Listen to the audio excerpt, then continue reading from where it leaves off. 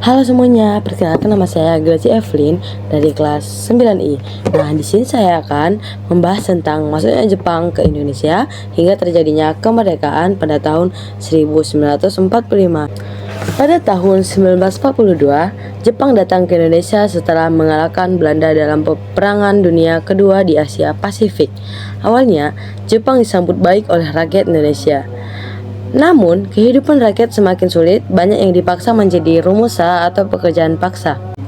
Ketika Jepang mulai kalah, dibentuklah BPUPKI dan PPKI untuk mempersiapkan kemerdekaan Indonesia. Salah satu peristiwa penting adalah peristiwa Rengas Dengklok yang mempercepat proses proklamasi. Pada 17 Agustus 1945, Soekarno dan Muhammad Hatta membacakan teks proklamasi kemerdekaan Indonesia. Biasanya berupa tulisan singkat yang muncul di video seperti di gambar ini, romusa adalah tenaga kerja paksa yang melakukan berbagai pekerjaan kasar untuk kepentingan militer kolonial Jepang. Di gambar kedua ada tertulis romusa secara teori seharusnya adalah tenaga kerja sukarela. Namun, kenyataannya banyak orang diambil dengan ditipu dan secara paksa. Romusa yang diambil tidak hanya dari Indonesia saja, banyak juga yang diambil dari Burma atau Myanmar, Malaysia, Thailand, dan lain-lain sebagainya. Ini ada gambar ketiga nih, mari kita baca bersama-sama.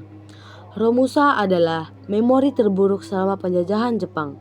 Hal ini didukung oleh wawancara dengan para sesepuh ketika mereka ditanya hal terburuk yang ada di masa penjajahan Jepang. Mungkin teman-teman belum tahu nih arti romusa. Romusa itu artinya kerja paksa. Jepang datang ke Indonesia karena yang pertama membutuhkan sumber daya alam, yaitu minyak, karet, hasil bumi. Yang kedua, ingin memperluas kekuasaan di Asia dengan slogan Asia untuk Asia. Yang ketiga, Indonesia saat itu masih dijajah oleh Belanda. Pada tahun 1942, Jepang berhasil mengalahkan Belanda dan mulai menguasai Indonesia. Masa penjajahan Jepang dari tahun 1942 sampai 1945. Di sini kembali kita membahas romusa, yang berarti kerja paksa. Rakyat dipaksa bekerja tanpa upah dan banyak yang menderita. Kondisi kehidupan rakyat di Indonesia yaitu sangat sulit. Kekurangan makanan, banyak penderitaan karena kerja paksa. Di sini akhir penjajahan Jepang. Pada tahun 1945, Jepang kalah dalam Perang Dunia Kedua setelah kota Hiroshima dan Nagasaki dijatuhi bom atom oleh Amerika Serikat.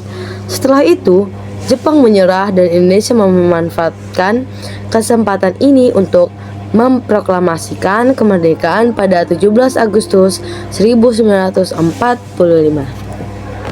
Penjajahan Jepang memang singkat, tiga setengah tahun, tapi sangat berpengaruh. Meskipun penuh penderitaan, masa ini juga membantu Indonesia mempersiapkan diri untuk merdeka. Dari video ini, saya mengambil kesimpulan, yaitu kita bisa belajar bahwa perjuangan dan persatuan sangat penting untuk meraih kemerdekaan. Terima kasih sudah menonton. Bye-bye, see you next time. Labanang al Yao.